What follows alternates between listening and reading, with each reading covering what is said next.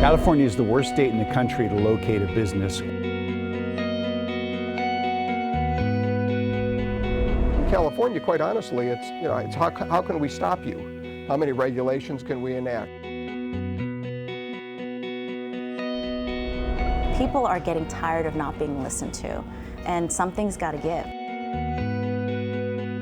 I don't think the California politicians realize they're playing a game. And they're losing because they don't even know that they're in the game.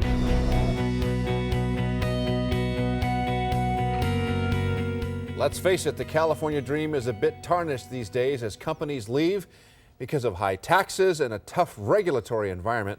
Tonight in this Fox 11 News special, Saving the California Dream, we'll hear cold hard facts from businesses that have left and hope from innovators who share their success stories. We'll be joined by Brian Lee, the founder of LegalZoom and ShoeDazzle, and Robert Parker, the CEO of LeaseStation. Our series producer, Heidi Kuda, is also here. Heidi's been traveling the state to bring us these stories. And Heidi, what has happened and what is happening to California? A key theme is there's this complete disconnect between businesses and Sacramento. The exodus is real, and many of our leaders appear to be in some sort of denial about it. Let's take a reality check.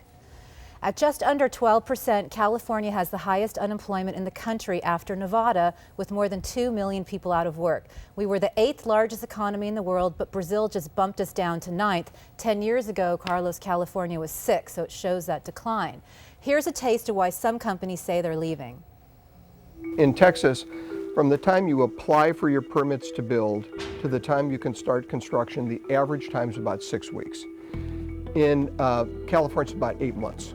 In California, quite honestly, it's how can we stop you? How many regulations can we enact?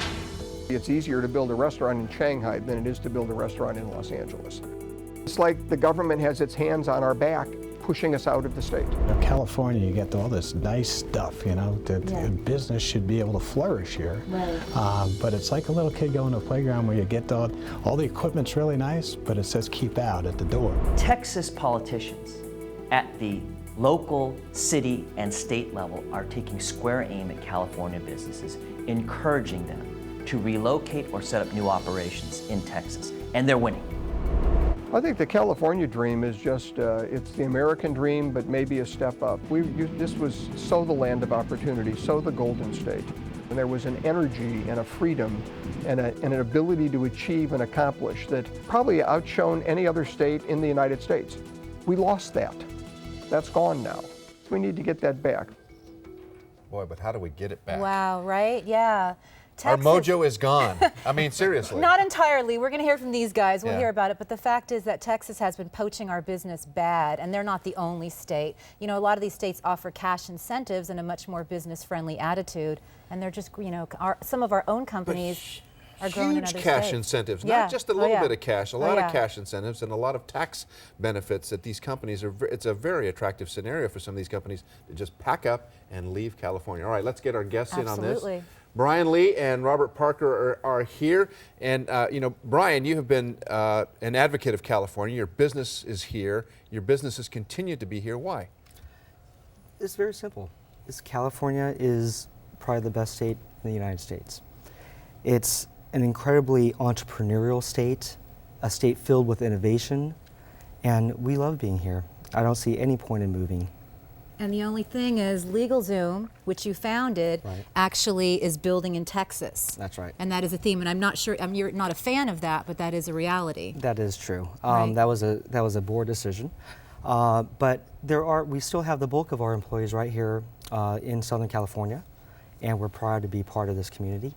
The two other businesses that I've started, ShoeDazzle.com, is headquartered right in Santa Monica, and all of our employees are right there in Koreatown, actually in the heart of Los Angeles, and in Santa Monica. And the third business that I started, Honest.com, which launches on Tuesday. I'm very excited about that. Nice. And that is also headquartered in Santa Monica. You're just a nonstop serial entrepreneur. That's your problem. Exactly. Bob, now tell me about, you said that there was a do not come in or not, an unwelcome sign to California.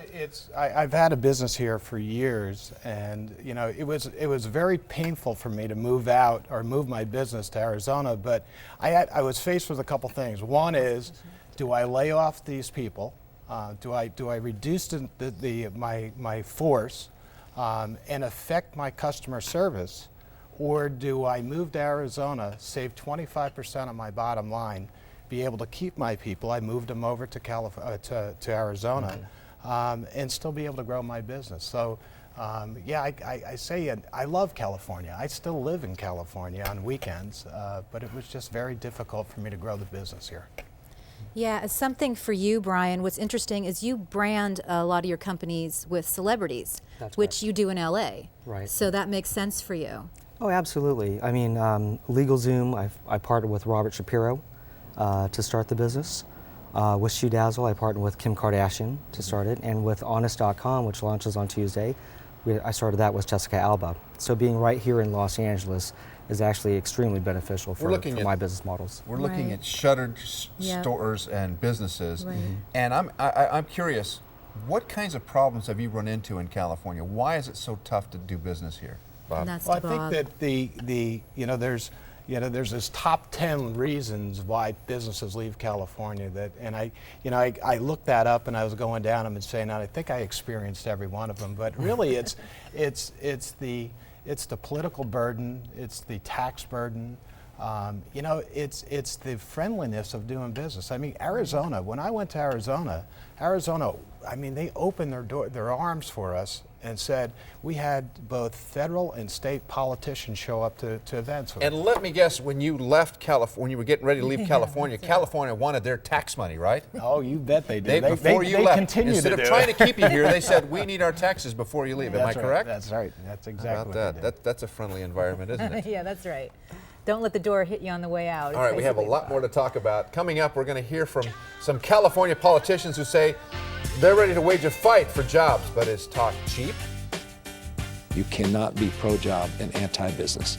If you believe in job creation, if you want to get those 2.157 million people back to work, you've got to embrace that entrepreneurial spirit of the private sector.